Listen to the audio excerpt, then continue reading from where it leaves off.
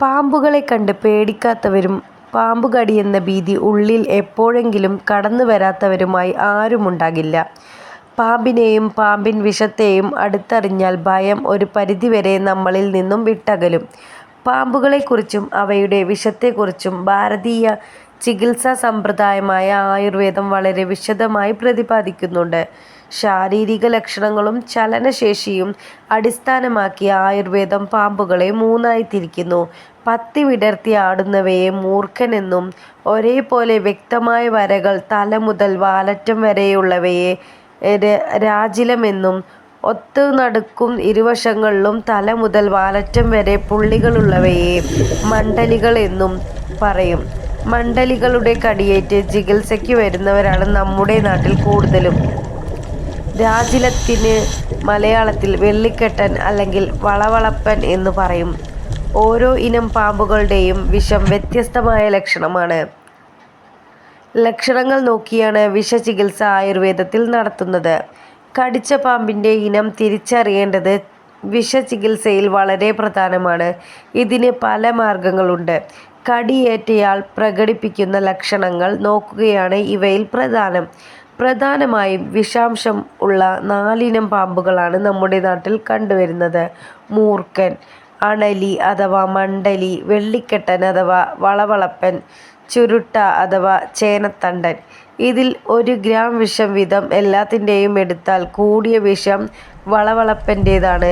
എന്നാൽ ഇവ കടിക്കുമ്പോൾ കുറച്ച് വിഷം മാത്രമേ ശരീരത്തിൽ കയറാറുള്ളൂ. ഇവയുടെ വിഷസഞ്ചി നന്നേ ചെറുതാണ്. വിഷം പതുക്കെയേ പ്രവർത്തിച്ചു തുടങ്ങൂ. മനുഷ്യ ശരീരത്തിലെ ചൂട് ഏറെ ഇഷ്ടപ്പെടുന്ന പാമ്പാണ് വെള്ളിക്കെട്ടൻ. വീട്ടിൽ കയറി കട്ടിലിലും മറ്റും കിടക്കാനുള്ള പ്രവണത കാട്ടുന്നു. കടിച്ചാൽ വേദന ഉണ്ടാവില്ല. പല്ല് വളരെ നേരിയതായതിനാൽ കടിച്ച പാടും ഉണ്ടാവില്ല. കടിച്ചാൽ ചോര പൊടിയുന്നതും വിരളമാണ്. മൂർഖൻ്റെ കടിയേറ്റാൽ കടിച്ച സ്ഥലത്ത് കറുപ്പ് കലർന്ന നീല നിറത്തിൽ പാടുകൾ കാണും. കടിയേറ്റ ഭാഗത്ത് വീക്കം ഉണ്ടാകും.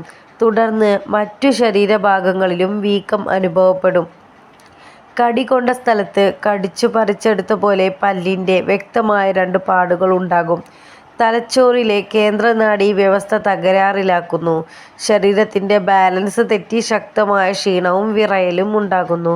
വിഷം ശരീരത്തിൽ വ്യാപിക്കുന്നതനുസരിച്ച് കടിയേറ്റയാൾ മോഹാലസ്യപ്പെടുന്നു. മറ്റു രോഗലക്ഷണങ്ങൾ വെള്ളിക്കെട്ടൻ്റേതെന്നു സമാനം. മണ്ഡലിയുടെ കടിയേറ്റാൽ ഇത് കടിച്ച സ്ഥലത്തും കറുപ്പ് കലർന്ന നീല നിറം കാണപ്പെടും. കടിയേറ്റിടത്ത് പല്ലിൻ്റെ പാടുണ്ടാകും. സഹിക്കാൻ വയ്യാത്ത നെഞ്ചുവേദനയും അനുഭവപ്പെടും. വൻതോതിൽ രക്തസ്രാവമുണ്ടാകും. വയറിൻ്റെ ഭാഗത്തു നിന്നും വായിൽ നിന്നും രോമകൂപങ്ങളിൽ നിന്നും രക്തം വരും. ശരീരത്തിൽ മുറിവുകൾ ഉണ്ടെങ്കിൽ അവയിലൂടെയും മൂത്രത്തിലൂടെയും ചോര വരും. രക്തം കട്ട പിടിക്കില്ല. കടുത്ത നടുവേദന, ഛർദിൽ, വയറ്റിൽ വേദന, ചെവി വേദന, കണ്ണുവേദന എന്നിവയും ഉണ്ടാകും. ഘ്രാണശക്തിയും കാഴ്ചശക്തിയും കുറയും. കഴുത്ത് ഒടിഞ്ഞതുപോലെ ശിരസ് തൂങ്ങിയിരിക്കും. വെള്ളിക്കെട്ടൻ്റെ കടിയേറ്റാൽ ഉമിനീരിറക്കാൻ പ്രയാസം, തളർച്ച ബാധിക്കുക, തൊണ്ടയിൽ അസ്വസ്ഥത ഉണ്ടാകുക, കണ്ണു തുറന്നു വയ്ക്കാനുള്ള പ്രയാസം, അറിയാതെ കണ്ണ് അടഞ്ഞു പോകുന്നു, നാവ് വഴുതിപ്പോകുന്നു, സംസാരിക്കാൻ പറ്റാതാകുന്നു, ശ്വസിക്കാൻ വിഷമം നേരിടുന്നു, ശ്വാസതടസ്സം കാരണം മരണം സംഭവിക്കുന്നു. ലക്ഷണങ്ങൾ അതിൻ്റെ എല്ലാവിധ തീവ്രതയോടും കൂടി 3-4 മണിക്കൂറിനുള്ളിൽ പ്രത്യക്ഷപ്പെടും. മണ്ഡലി കടിച്ച ഭാഗത്ത് മറ്റ് ചെറിയ മുറിവുകൾ ഉള്ളതും അപകടകരമാണ്. മാരകമായ വിഷം സ്രവിപ്പിക്കുന്ന മറ്റൊരു പാമ്പാണ് മണ്ഡലി ഇനത്തിൽപ്പെട്ട ചുരുട്ട അഥവാ ചേനത്തണ്ടൻ. വൃക്കകളെയാണ് ഇവ തകരാറിലാക്കുക. രക്തത്തിൽ നിന്നും മാലിന്യങ്ങൾ പുറന്തള്ളുന്ന ശുദ്ധീകരണ പ്രക്രിയയെ ഇവ നശിപ്പിക്കും.